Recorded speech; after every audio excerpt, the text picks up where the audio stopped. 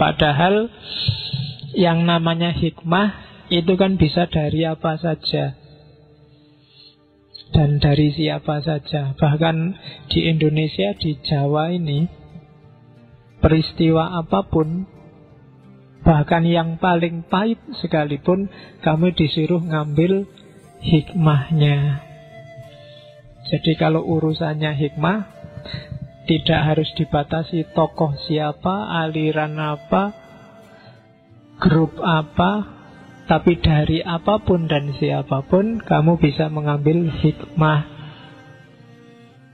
Apalagi dari beliau alaihi salam, Isa. Oke, itu pengantarnya. Ya, jangan khawatir, nanti kita temanya variatif, timur barat terus.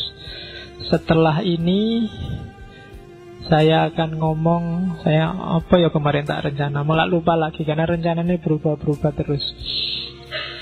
Kemarin yang saya ingat ada yang minta Hitler, saya lupa. Ada yang minta Abu Jahal, ada yang minta, loh ndak apa-apa, setiap tokoh bisa kita ambil hikmahnya kan. Ya nanti next time mungkin entah kapan kita pasti akan ketemu tokoh-tokoh itu. Mungkin yang Hitler nanti kita kelompokkan dengan tokoh-tokoh besar yang jadi kepala negara atau presiden.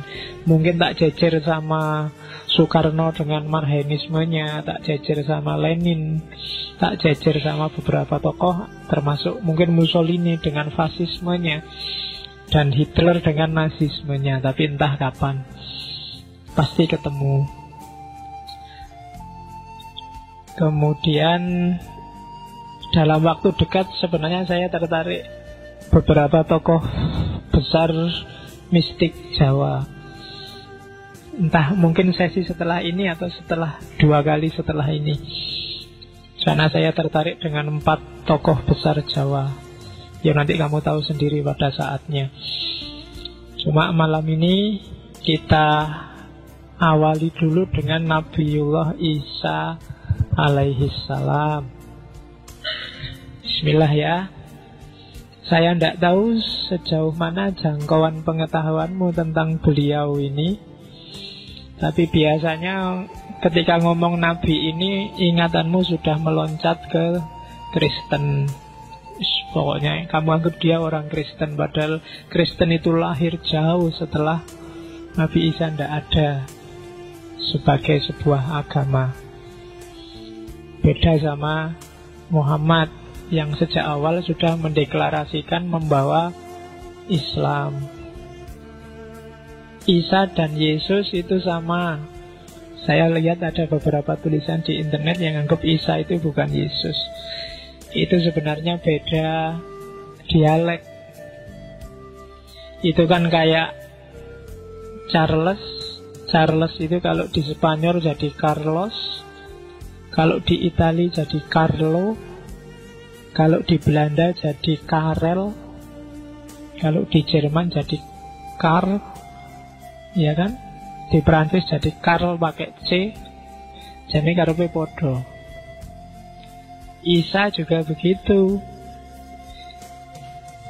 Aslinya pakai bahasa Ibrani, bahasa Aramaik. Tulisannya Yesua, I-E-S-U-O-A, Yesua. Bahasa asli Aramaiknya nanti jadi Ibrani biasanya disebut Yesua. Di Indonesia kadang-kadang menamai anaknya Joshua. Itu akar kata yang sama. Joshua yang diobok-obok itu, ya itu sumbernya sama Isa. Di bahasa Arab disebut Isa. Nanti bahasa Yunaninya Yesua. Sama, jadi orang sama, dialeknya beda. Ya kalian pasti kenal lah ya, bahwa Yesus, kalau Yesus itu diminutif itu bentuk bikinan dari yang Yunani tadi kan Yesua. Nah nanti begitu masuk ke Barat jadi Yesus. Kemudian orang Arab Kristen tertentu menyebutnya Al-Yasu, bukan Isa tapi Yasu. Tapi yang paling populer ya Isa. Al-Quran juga pakai istilah Isa. Itu adaptasinya ke dalam bahasa Arab.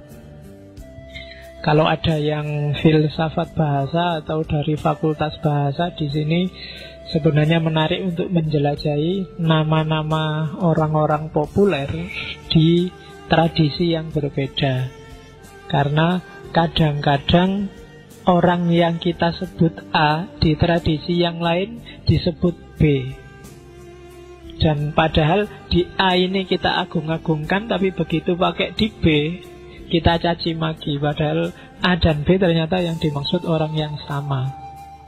Nah, maka syukur-syukur ada yang mau meneliti ke sana, nanti terbitkanlah buku nama tokoh besar di banyak negara, banyak teritori. Itu biasanya istilahnya beda-beda.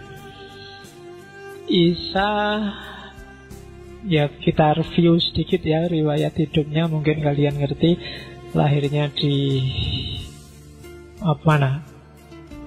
Bethlehem, Nazaret, Galilea. Itu kan yang sering disebut-sebut di kalian.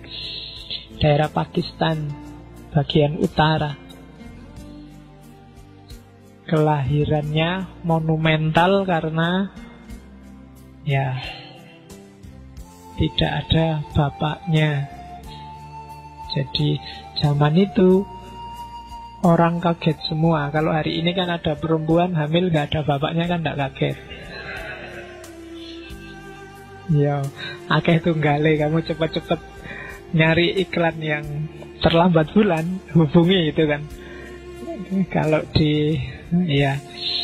kalau hari ini tidak kaget. Zaman itu takut sekali Maryam itu ketika tiba-tiba Jibril datang ngasih tahu bahwa kamu akan punya anak.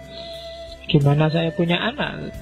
Dia dikenal sebagai wanita yang suci, yang mengabdikan dirinya untuk Allah. Maryam ini kan putranya Imron. Imron ini salah satu keluarga yang disebut oleh Al-Quran karena keluarga ini banyak sekali anggotanya yang jadi nabi. Jadi kalau di Jawa namanya terah. Terahnya Imron ini terahnya nabi-nabi. Termasuk nanti ada Nabi Zakaria, ada Nabi Yahya, dan kawan-kawan. Jadi dia Maryam ini putranya Imron yang diasuh oleh Zakaria.